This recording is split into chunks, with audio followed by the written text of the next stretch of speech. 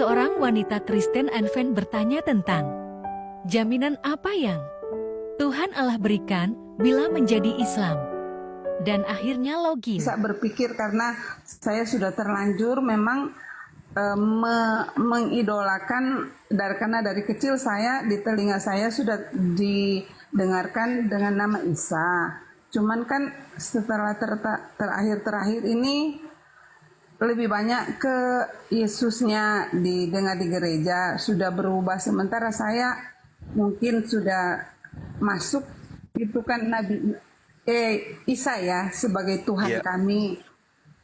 Setelah saya sudah lebih berpikir, saya mulai ada ada pertanyaan besar dalam hati, cuman jadi kepikiran sampai dengar itu tetangga semua hampir setiap malam Juma apa ini, saya coba tanya kan itu apa, memang mereka bilang oh debat antara Kristen sama ini. Jadi saya juga sering dengar, akhirnya saya minta dibikinkan TikTok. Jadi kira-kira ciri-ciri Isa sebagai dia beragama Muslim, biar saya ingin dengar begitu. Oke, baik. Terima kasih. Baik, Ibu. Jadi Muslim itu adalah orang yang berserah diri kepada Allah, berserah diri, tunduk kepada perintah Tuhan. Nah, Al-Quran surah Al-Ma'idah, ketika kemudian muncul ajaran Kristen, Al-Quran datang, lalu kemudian Al-Quran menceritakan. Allah bertanya kepada Nabi Isa alaihissalam, A'udzubillahi minasyaitonirrajim. Wa isqalallahu ya Isa bin Maryam, a anta qulta linnas takhizuni wa ummi ilahaini min dunillah. Wahai Isa, anak laki-lakinya perempuan bernama Maryam, apakah engkau yang mengajarkan, mengatakan kepada orang-orang, jadikanlah dirimu dan juga ibumu, atau jadikanlah aku dan juga ibuku sebagai dua Tuhan selain daripada Allah. Qala subhanaka ma yakunu li an aqula ma laysa li bihaqqa. Nabi Isa menjawab, Maha suci engkau ya Allah, tidak patut bagiku mengatakan apa yang bukan hakku. Jika aku pernah mengatakannya, tentulah engkau telah mengetahuinya. Engkaulah yang mengetahui apa yang ada pada diriku, dan aku tidak mengetahui apa yang ada pada dirimu. Sungguh engkaulah yang maha mengetahui hal yang gaib. Lalu Nabi Isa melanjutkan, Ma qultu lahum illa ma amartani bih, ani abudullah rabbi wa rabbakum. Aku tidak pernah mengatakan kepada mereka kecuali apa yang engkau perintahkan kepadaku untuk aku sampaikan, untuk aku ajarkan kepada mereka. Apa itu? Ani abudullah, sembahlah Allah, Tuhanku dan Tuhanmu, Rabbi wa Rabbakum.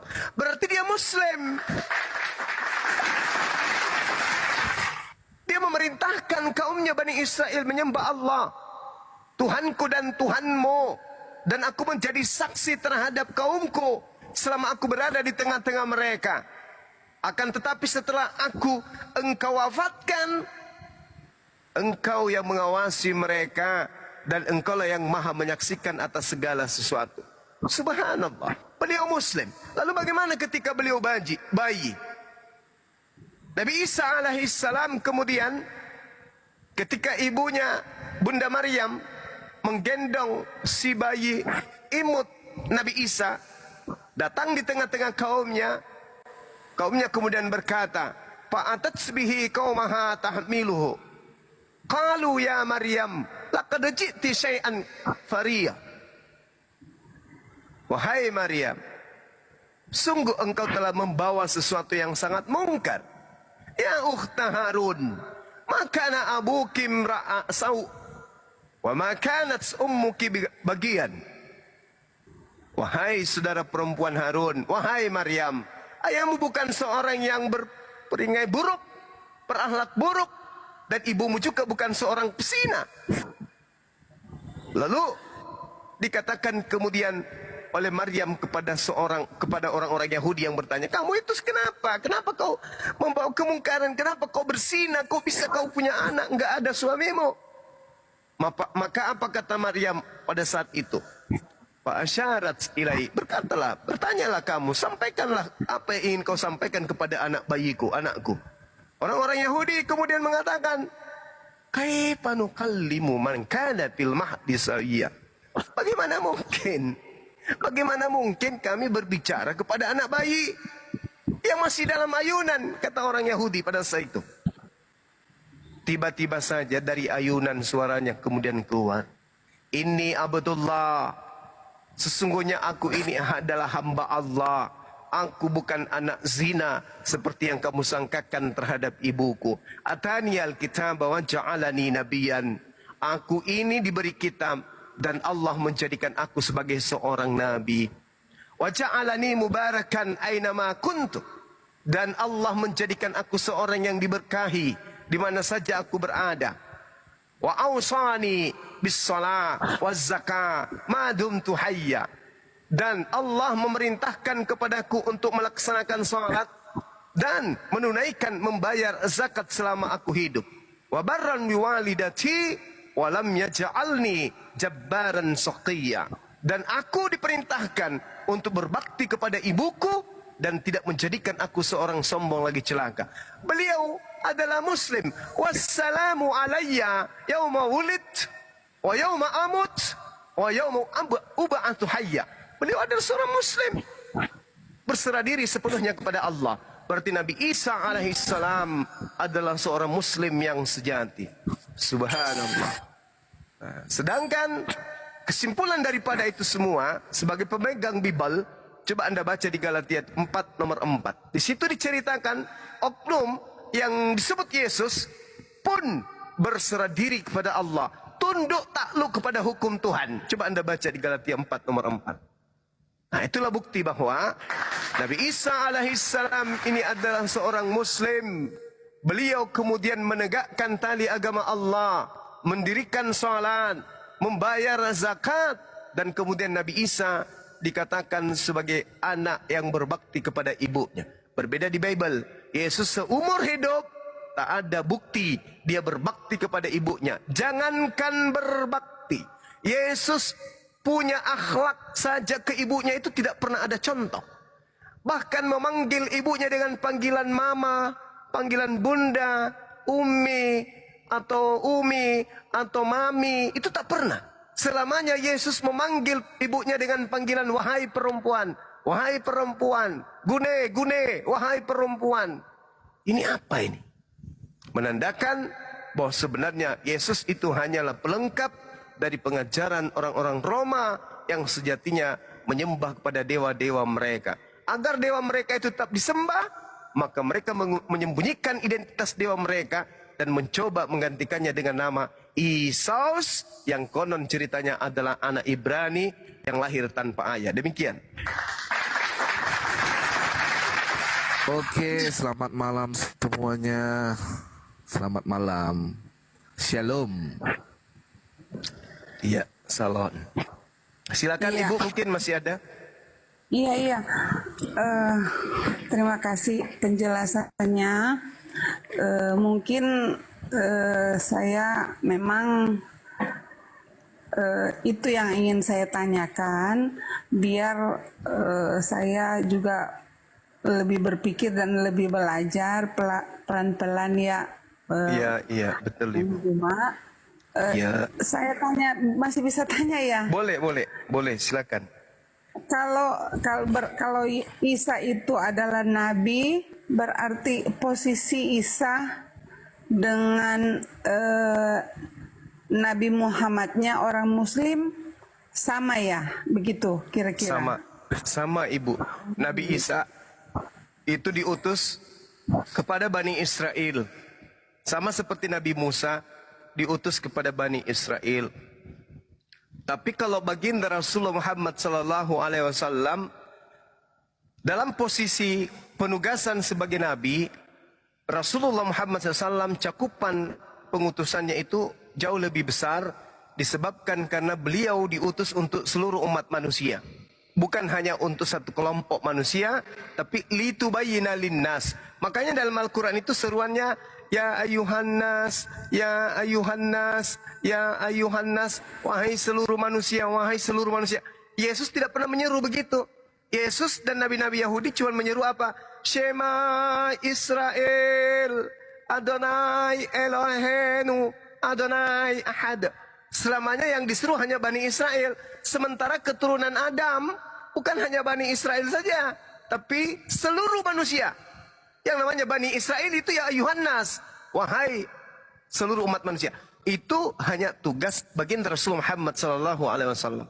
Makanya beliau diutus oleh Allah ke atas muka bumi ini bukan untuk satu kelompok manusia, bahkan seluruh umat manusia, bahkan orang-orang Israel, orang-orang Yahudi diseru untuk ikut kepada beliau. Di dalam Al-Quran surah Al-Ma'idah ayat 15 ayat 16 dikatakan, ya ahlal kitab, qad ja'akum rasuluna yubayyinu lakum katsiran mimma kuntum tukhfuna minal kitab wa yanfuna an katsir. Qad ja'akum minallah nur wa kitabum mubin. Wahai ahli kitab. Nah tuh. Diseru siapa ahli kitab? Umatnya Nabi Musa dan umatnya Nabi Isa yang diseru. Telah datang kepada kalian nabi kami, rasul kami. Tugasnya menjelaskan kepadamu dari isi kitab kamu yang kamu sembunyikan. Dan banyak dari isi kitabmu yang tidak dijelaskan oleh beliau. Sungguh telah datang kepadamu cahaya dari Allah, yaitu Islam, dan kitab yang menjelaskan, yaitu Al-Quran. Yahdi bihillah manittaba ridwan subulas salam. Dengan Al-Quran itu Allah kemudian memberi petunjuk kepada seluruh umat manusia yang mengikuti keridaannya kepada jalan keselamatan. Kalau di dalam Bible, Yesus jalan keselamatan, tapi untuk Bani Israel tok. Kalau Rasulullah berdasarkan Al-Quran, beliau adalah jalan keselamatan untuk seluruh umat manusia. Litubayyina linnasi. Jadi Nabi Isa seorang nabi untuk Bani Israel, Nabi Muhammad seorang nabi penutup untuk seluruh umat manusia, termasuk Bani Israel. Jadi cakupannya lebih luas, termasuk ibu. Ibu itu harusnya bukan Advent, ibu itu harusnya Muslim, menjadi Islam. Karena ibu, mohon maaf, bukan kaumnya Nabi Isa, bukan kaumnya Yesus, tapi ibu adalah kaumnya Nabi Muhammad SAW.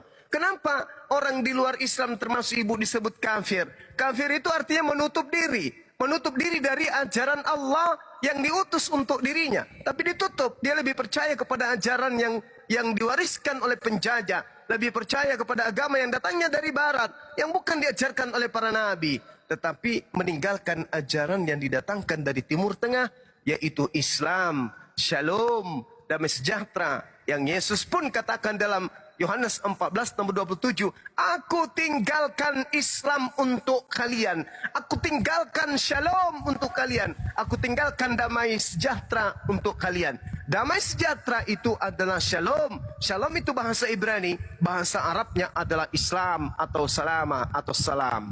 Demikian. Oke, terima kasih. Maaf ya, saya mau bilang di sini soalnya banyak teman-teman saya yang masuk ke messenger saya ini, lihat teman-teman Kristen. Saya minta maaf, saya bertanya untuk saya sendiri dan keluarga saya.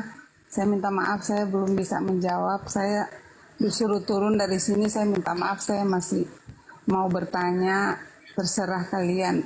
Jangan dengerin di bawah, Bu. Tanya terus saja sampai pagi, Bu. Silakan. Tanya, Bu. Silakan, Bu. Bang Juma, Iya, silakan Ibu. Kira-kira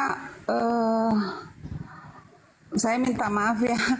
Kira-kira bisa dijelaskan ke saya jaminan untuk masuk Muslim itu, jaminan surganya seperti apa, begitu. Baik. Biar saya lebih memahami gitu, karena di Kristen kan kami disuruh mengikuti ajaran Yesus, sementara saya banyak keganjalan. Saya minta maaf teman-teman saya, sesama Kristen. Saya punya pikiran sendiri karena saya melihat di Alkitab saya yang saya pegang selama ini, kan cerita ada kop-kopnya di atas, perumpamaan tentang domba yang hilang, perumpamaan tentang, jadi kita nih diumpamakan seperti domba. Jadi kalau domba itu kan binatang, apakah kita sama dengan mungkin itu. Jadi saya mau bertanya ke orang Muslim, siapa tahu bisa masuk di akal saya, kira-kira jaminan kita untuk kalau kita masuk Muslim, kira-kira apa jaminannya, mungkin dijelaskan ke saya gitu. Baik Ibu, baik. Bismillahirrahmanirrahim. Di Islam itu jaminan keselamatannya itu bukan muluk-muluk, tapi benar-benar Masya Allah, di Islam itu kita memiliki warisan. Yang namanya warisan itu adalah hak kepunyaan kita, nggak boleh diambil oleh orang lain. Al-Quran surah Al-Mu'minun di ayat pertama sudah diterangkan. Bismillahirrahmanirrahim. Qad aflahal mu'minun. Sungguh beruntung orang-orang yang mukmin, orang yang beriman, yaitu umat Islam. Alladzina hum fi salatihim khashi'un. Yaitu orang yang khusyuk di dalam salat, yang serius dalam salat, yang ikhlas untuk melaksanakan salat. Walladzina hum 'anil lagwi mu'ridun, dan orang yang menjauhkan diri dari perbuatan yang tidak berguna. Walladzina hum lizzakati fa'ilun, yaitu orang yang berzakat, berinfak, bersedekah, membantu si miskin, yatim piatu, janda dan seterusnya. Walladzina hum li furujihim hafizun, dan orang yang memelihara kemudian dirinya untuk tidak berzina, illa ala azwajihim, kecuali terhadap istrinya. Famani bataga wara'a dzalika faulaika humul adun, dan tetapi mereka kemudian tidak melakukan sesuatu kecuali kepada istrinya, dan barang siapa mencari di balik semua itu seperti berzina, maka kata Allah, mereka itu orang-orang yang melampaui batas. Walladzina hum li amanatihim wa ahdihim ra'un, dan sungguh beruntung orang yang memelihara amanat-amanat dan janji-janjinya. Walladzina hum ala salawatihim yuhafizun, dan orang yang memelihara salatnya. Apa kata Allah? Ulaika humul warithun. Mereka itulah orang beruntung. Mereka itulah yang akan mewarisi. Alladzina yarithuna al-firdaus, yaitu yang memiliki, yang mewarisi kemudian surga Firdaus. Hum fiha khalidun, mereka kekal di dalamnya. Jelas ini umat Islam, salat, zakat, menjaga amanah, tidak berzina, mendapat warisan. Warisannya apa? Surga Firdaus. Dalilnya jelas.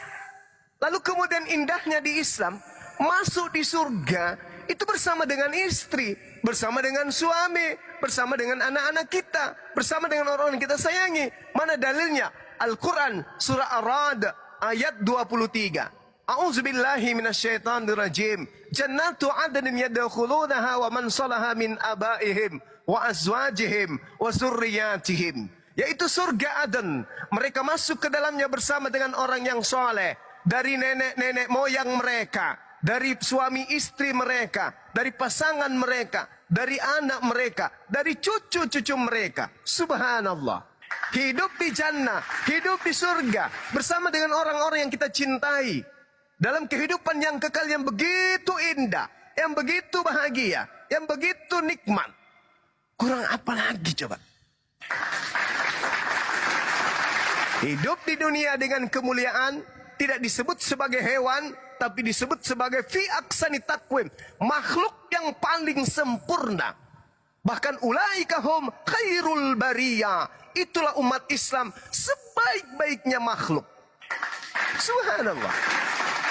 Al-Quran mengatakan itu. Ulaika hum khairul bariyah, mereka orang-orang Islam ini adalah sebaik-baiknya makhluk, lebih baik berarti dari malaikat. Subhanallah. Sedangkan orang kafir disebutkan dalam Al-Quran, ulaika hum syarrul bariyah. Mereka itu adalah seburuk-buruknya makhluk. Apa buktinya? Mereka mengaku sebagai domba. Mereka sendiri yang mengaku sebagai domba. Apesnya, domba itu tidak berakal. Mereka punya akal. Maka Al-Quran mengatakan, ulaika hum syarrul bariyah. Mereka punya akal, tapi tidak digunakan. Maka Allah mengatakan, mereka itu adalah seburuk-buruknya makhluk. Kambing boleh menjadi kambing. Mereka bodoh, mereka tolol, mereka tidak mengerti baik dan buruk. Karena memang tidak diberi akal. Kalau kambing menyembah kambing, masih masuk akal bagi manusia. Karena kambing tidak diberi akal. Tapi kalau manusia menyembah kepada sesamanya manusia, ini lebih kambing daripada kambing. Dikasih akal, tapi tidak dipakai akalnya. Ini yang bahaya. Sementara Yesus berpesan, kasihilah Tuhanmu dengan segala, dengan akal budimu. Sama seperti Islam. Islam selalu dirangsang untuk menggunakan akal. Afala tatafakkarun, afala ta'khilun. Al-Quran selalu mengajak umat Islam untuk menggunakan akal dari semua aspek kehidupan. Nah, inilah hebatnya. Jadi kalau ibu mengatakan ada jaminan, Al-Quran mengatakan bahwasanya orang yang kemudian memeluk ajaran agama Islam, begitu kemudian masuk Islam, segala dosa-dosanya yang lalu dihapuskan oleh Allah. Kemudian amal-amal perbuatannya, amal kebaikannya kemudian itu dihapuskan kemudian oleh Allah. Al-Quran dalam surah Al-Anfal ayat berapa itu teman-teman? Ayat 38, Allah Subhanahu wa taala menjelaskan bahwasanya orang yang muallaf itu dosa-dosanya diampuni. Qul lil ladzina kafaru iyantahu yughfar lahum ma qad salaf. Katakanlah kepada orang-orang kafir itu, jika mereka berhenti dari kekafirannya, mereka masuk Islam, mereka menjadi mu'allaf, kata Allah, niscaya Allah akan mengampuni seluruh dosa-dosa mereka yang lalu-lalu. Subhanallah. Jadi ketika ibu ini misalnya dapat hidayah, masuk Islam, maka seluruh dosa yang terhapuskan. Berarti ibu lahir kembali seperti bayi. Ini yang dianggap, yang dimaksud terlahir kembali. Menjadi bayi yang suci dengan membawa amalan-amalan baik yang ibu lakukan pada saat ibu masih di agama Advent. Tapi dosa yang ibu pernah lakukan, semuanya diputihkan kembali oleh Allah berdasarkan Al-Quran surah Al-Anfal ayat 38. Silakan ibu. Bersambung ke part 2.